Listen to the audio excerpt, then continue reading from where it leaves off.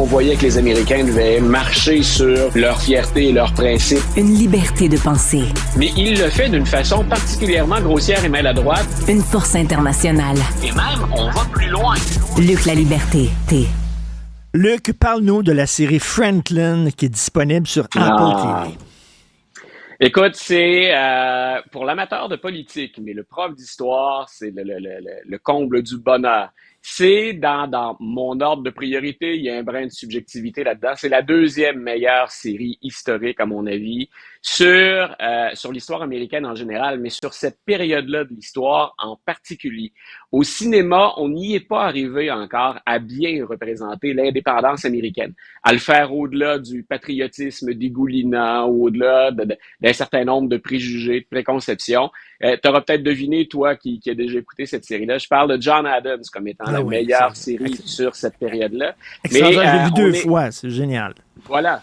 Et je la conseille, même si on commence à remonter le temps pour John Adams, la série, je la recommande encore à mes étudiants à chaque année, chaque session. Mais Franklin, c'est Benjamin Franklin, un des pères fondateurs, qui s'en va en France parce que les Américains qui se battent contre l'Empire britannique ont besoin d'argent, ont besoin de soldats, ont besoin d'armes. Et lui, il va en France pour essayer de les courtiser, pour dire, bon, ben aidez-nous. C'est ça. Et c'est Michael Douglas qui joue Franklin. Voilà. Puis Benjamin Franklin, là, pour ceux qui n'auraient pas encore vu la série, quand vous écoutez le premier épisode et qu'il pose le pied en sol français, observez bien la réaction de tout le monde. Et c'est déjà ça tout à fait crédible. Vous venez de parler de langue de langue française avant, mais c'est la rock star finalement de cette époque-là. C'est une vedette internationale. On se l'arrache. Il a séjourné en Angleterre avant. Il est reconnu dans les cercles scientifiques, chez les encyclopédistes. C'est un monstre, finalement, de culture à une époque où c'est justement ce qu'on valorise. C'est le siècle des Lumières. Donc, quand Franklin arrive, il mise énormément sur sa réputation, mais aussi sur ses qualités personnelles et, appelons ça comme ça, son charme, pour faire avancer la cause révolutionnaire. Et tu l'as introduit un petit peu comme ça, c'est ce que tu soulignais. Ils ne vont nulle part, les Américains, au départ, ou les colons anglais qui se soulèvent. Rappelons pour tout le monde, on affronte la première puissance mondiale.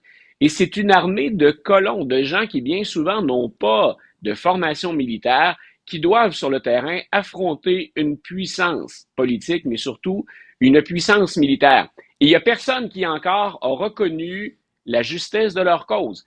Est-ce qu'on va exister vraiment comme pays? Qui va nous reconnaître ou nous appuyer dans notre opposition? Les colons anglais font quelque chose qui a à peu près jamais été fait à l'époque. Alors Franklin, et c'est ce qui est drôlement bien reproduit, va aller de cercle en cercle, se hisser de représentant jusqu'en représentant pour finalement obtenir l'assentiment du roi. Et c'est une des causes de la victoire des colons anglais ou des Américains contre l'Angleterre. Et je ris, moi, je trouve ça très drôle. Je ris à de nombreuses reprises dans la série parce que la diplomatie en France, ça prend du temps.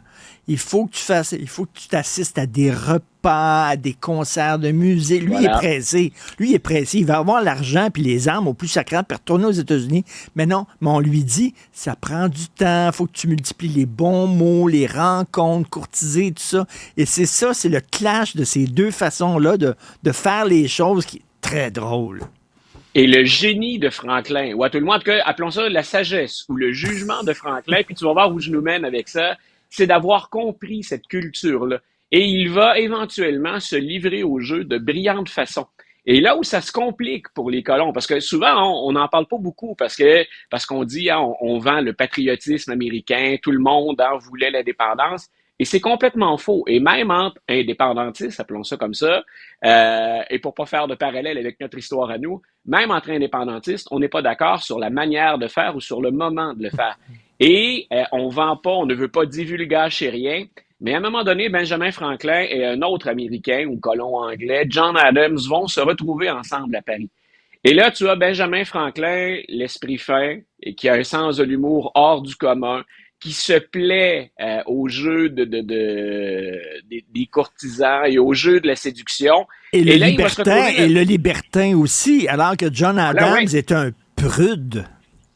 John Adams est un puritain, un calviniste du Nord, et lui-même, les deux hommes en passant, parce qu'on a des relations épistolaires et des témoignages, des lettres, des échanges entre les deux, ils éprouvent un profond respect un pour l'autre, pour leur intelligence, pour leur savoir, mais ils sont diamétralement opposés pour le reste. Que vont-ils faire, ces deux hommes-là, quand ils se retrouvent en France pour défendre une même cause, mais que John Adams est très dur dans son jugement sur comment Franklin, comme homme, pas comme intellectuel, sur comment il se comporte. Et on a vraiment deux visions de la société naissante des États-Unis, mais au moment où, tu l'as bien dit, on a besoin d'argent, on a besoin d'armes, mais pourquoi pas quelques volontaires pour venir combattre à nos côtés en Amérique? Alors, les Américains envoient Franklin en disant « Rapporte-nous des hommes et de l'argent ». Puis là, Franklin, il reste là, puis il tripe, il y a des maîtresses, il participe à des concerts. Puis là, les autres disent « Coudonc, Christy, qu'est-ce que tu fais? T'es là pour une mission, mais lui, il dit ça prend du temps en France. Il faut que tu rentres dans les cercles, il faut que tu obtiennes leur confiance. » On le sait, hein? Être ami avec des Français, c'est difficile. Une fois que tu es ami avec eux autres, tu es ami pour la vie. Mais c'est des gens qui gardent une certaine distance. Et c'est un peu ça. Écoute, je pourrais t'en parler longtemps comme prof qui a mené différents projets en France. Le sens de la hiérarchie et de franchir toutes les étapes avant d'obtenir le sentiment, il y a une façon de faire encore aujourd'hui. Il est resté quelque chose, appelons ça comme ça, là, j'aime pas l'expression, mais de vieille France là-dedans. Ici, je débarque dans le bureau de mon directeur. C'est quoi ton projet? C'est bon? Comment on gère les sous? On part. Les démarches étaient beaucoup plus longues, beaucoup plus soutenues. Donc, et parfois, on a effectivement l'impression d'y perdre temps et énergie. Mais en même temps, quand on sait faire, on y prend. Et là, c'est peut-être le jouisseur en moi qui dit ça, mais on y prend également beaucoup de plaisir à discuter autour d'un bon repas pour finalement parvenir à l'objectif. Et écoute, ils sont extrêmement généreux. Tu regardes ça, Ouais. ça a dû coûter $1 million par épisode. Les costumes, les décors, ça a été tourné à Versailles même, ce qui est assez rare quand même, là. Et c'est une splendeur. Luc, je t'avoue que je regarde de ça, les orteils en éventail. Je trippe sur chaque réplique, là. Et en passant, je fais partie de ceux qui, au départ, émettaient des réserves sur le choix de Franklin, l'acteur, sur Michael Douglas. Michael Douglas, là, autant je peux l'adorer, autant autrefois, je me dis, il fait du Michael Douglas et il nuit à son personnage. Cette fois-ci, il n'y a aucune ressemblance physique entre les deux hommes. On n'a pas tenté de maquiller ou de déguiser Michael Douglas. C'est Michael Douglas qu'on voit. Mais l'humour, l'intelligence, la séduction, l'esprit de Benjamin Franklin, chapeau à Michael Douglas parce que c'est une très, très belle représentation, finalement, de ce qu'était le personnage de Franklin, d'après les sources dont on dispose, les historiens.